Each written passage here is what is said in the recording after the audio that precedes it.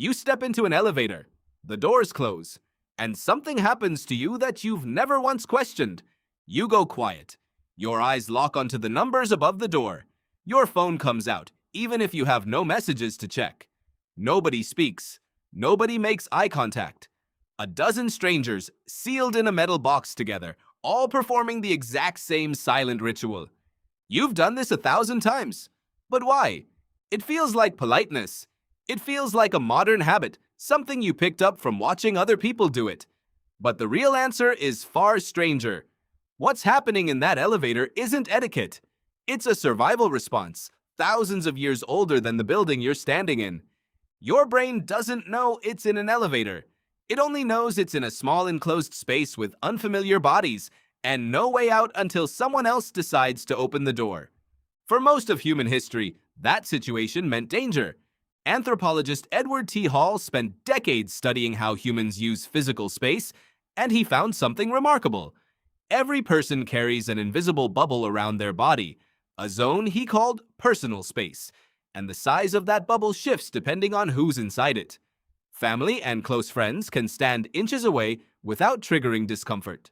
Strangers cannot. When a stranger enters that zone, your nervous system doesn't shrug it off. It reacts. Hall mapped these zones with precision. Intimate distance, reserved for people you trust completely. Personal distance, for friends. Social distance, for acquaintances and colleagues. And public distance, the safe range you keep from anyone you don't know at all. An elevator collapses every single one of those zones at once. Suddenly, a stranger is standing closer to you than your own sibling normally would. Your body registers this as a violation, even though your mind knows it's harmless.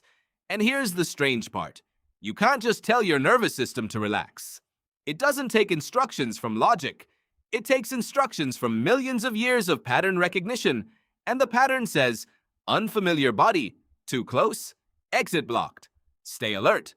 So what do you do with an alert system you can't turn off? In a situation you can't escape, you manage it. Quietly, instinctively, without ever deciding to. Sociologist Erving Goffman gave this behavior a name. He called it civil inattention, the subtle art of acknowledging someone's presence just enough to show you mean no harm, while carefully avoiding anything that could look like a challenge. A glance, then a look away. No prolonged eye contact. No unnecessary conversation. It's a signal, repeated constantly, that says, I see you. I am not a threat. Please do not see me as one either. Think about that for a second. Every silent elevator ride is a negotiation. You're not ignoring the people around you. You're actively, carefully managing them. And this negotiation has deep roots. In the world your ancestors evolved in, prolonged eye contact between strangers wasn't neutral. Among primates and among early humans, a sustained stare was often read as a challenge, a prelude to conflict. You didn't lock eyes with someone you didn't know and hold it. You checked briefly, then looked away. The same motion you make right now when you glance at the numbers above the elevator door instead of the person standing a foot away from you. You think you're being polite. Your nervous system thinks it's avoiding a fight. Psychologist Robert Sommer ran experiments that showed just how deep this discomfort runs. He and his students would deliberately sit unnervingly close to strangers in libraries and public spaces, closer than social norms allowed, just to observe what happened. People didn't confront them. They didn't ask them to move. They got uncomfortable, shifted their bodies, angled away, and within minutes, quietly left. Nobody wanted the conflict of saying something out loud, so their bodies solved the problem instead. That's exactly what's happening in your elevator. Nobody says a word, because saying something would require acknowledging the tension everyone is already feeling. So instead, 9 strangers stare at a number counting upward, silently agreeing to pretend the discomfort isn't there. Here's the part that should really stop you. This entire performance, the silence, the phone checking, the sudden fascination with the floor display, is not something you were taught. No one sat you down and explained the rules of elevator behavior. You absorbed it instinctively, the same way infants recognize a face before they understand what a face is. It runs deeper than culture. It runs at the level of nervous system wiring, built for a world where a stranger standing too close, in a space you couldn't leave, was one of the most dangerous situations you could find yourself in. And it's not only elevators. Watch what happens on a crowded subway car.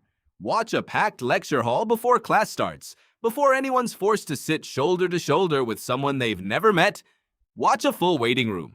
The same silence appears, the same eyes-forward stillness, the same unwillingness to be the one who breaks the quiet first. Modern life keeps building smaller and smaller boxes and filling them with more and more strangers. Elevators, subway cars, crowded flights, packed waiting rooms. Every one of them asks your body to do something it was never designed to do gracefully. Be close to people it doesn't know, with no way to leave and no way to fight and no way to run. So your body improvises the only tool it has left. Stillness, silence, the illusion of not noticing, when really you're noticing everything. Next time you step into that elevator, watch it happen. Watch yourself reach for your phone before the doors even close. Watch your eyes drift up to the numbers instead of the faces around you. Watch the silence settle over everyone, instant and automatic, like it was rehearsed. It wasn't rehearsed. It's older than rehearsal. It's older than elevators, older than buildings, older than language itself. You're not just riding to the fourth floor.